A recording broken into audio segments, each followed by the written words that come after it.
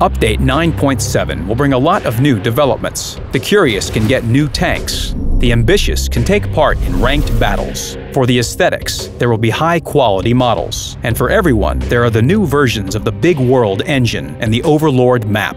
Watch this review to find out more.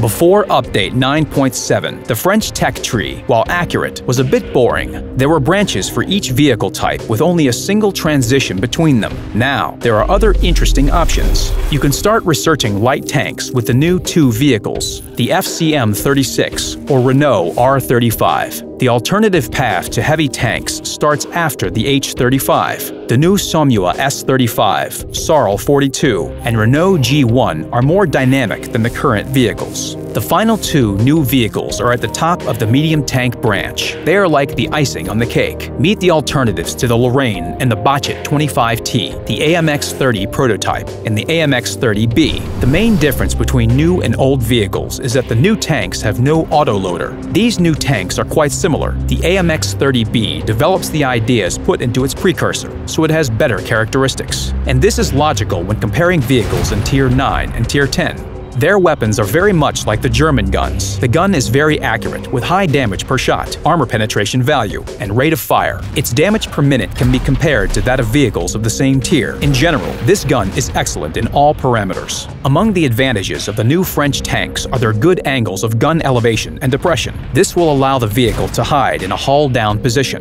The AMX-30B and its prototype are similar to the regular French vehicles in their good overall dynamics, but suffer from inadequate armor. According to their characteristics, they are more useful at medium and long ranges. Thanks to their mobility, they can occupy key positions and deliver fire at the enemy from there. Then, they can quickly scoot away if enemy vehicles approach too close. In close-range combat, the AMX-30B and AMX-30 prototype are very vulnerable. More news on vehicles. There are new, more detailed, high-quality models of the IS-4, E-100, Jagdpanzer E-100, Panzerkampfwagen 4 Auswahl, and ELC AMX. There's also the long-awaited addition to the Soviet array of premium vehicles, a Soviet Tier 8 medium tank, the T-54 first prototype. This vehicle was developed on the base of the T-44. The designers used many components and assemblies of the T-44, but made some changes to improve the armor. The gun is typical to the Soviet vehicles. It has a good rate of fire, with the accuracy and armor penetration value best used for close-range combat. The tank's speed and armor help it to implement this theory. This vehicle is not so dynamic when compared to the T-44. Its maximum speed is lower, but the T-54 first prototype is still quite fast. It won't be a problem to flank the enemy or get behind enemy lines. Thick front hull and turret front armor are noticeable advantages of the T-54 first prototype. The armor is also well sloped. Thanks to its improved protection, the T-54 first prototype is very good for close-range combat. Its armor can withstand hits even from tanks of a higher tier. If one is constantly on the move, one should be able to stay alive long while causing significant damage. Following next in our review, dreams come true. Ranked battles appear in World of Tanks. New Big World version. What does it mean for regular players? Also, a review of the new map,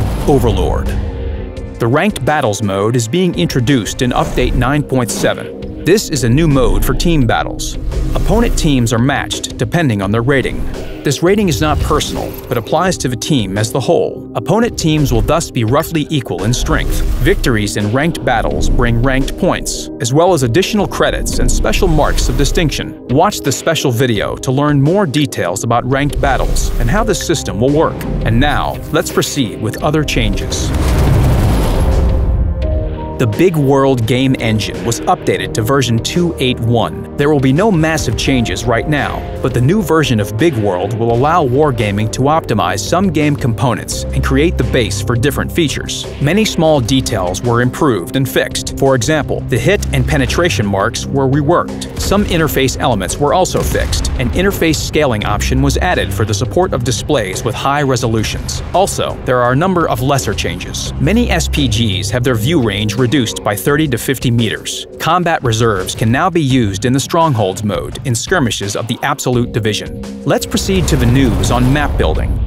2 major changes were made to the Live Oaks map. The town was enlarged, being represented as an integrated whole. The approach to the town is now balanced for both teams. More space for maneuvering appeared on the other side of the map, near the railway. The area there was widened to ensure balance. And now, meet the new map, Overlord. The map depicts the coastal area in Normandy, where Allied forces landed on June 6, 1944. The map does not relate to any particular area. This is a generalized character of the area that creates the atmosphere of that place and time. There are cliffs, the sea, and a small town. The beach is covered with anti-tank hedgehogs and barbed wire. Concrete gun positions and pillboxes are mounted on the sea cliffs. These are modeled on the basis of the real emplacements of the Atlantic Wall.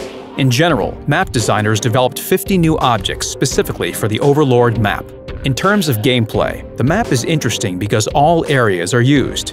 There is plenty of space for tank battles. 3 directions of approach with their own peculiarities are provided.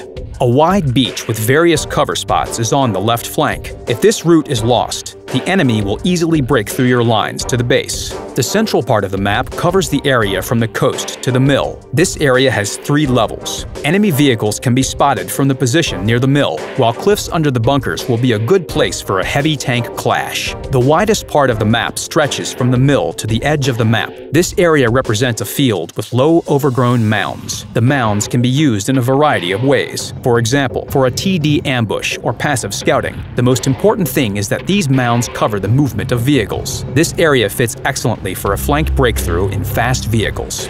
The Overlord map is contrary to Himmelsdorf. This is an open, wide map where players decide where they want to go. This is all for now. Good luck on the battlefield.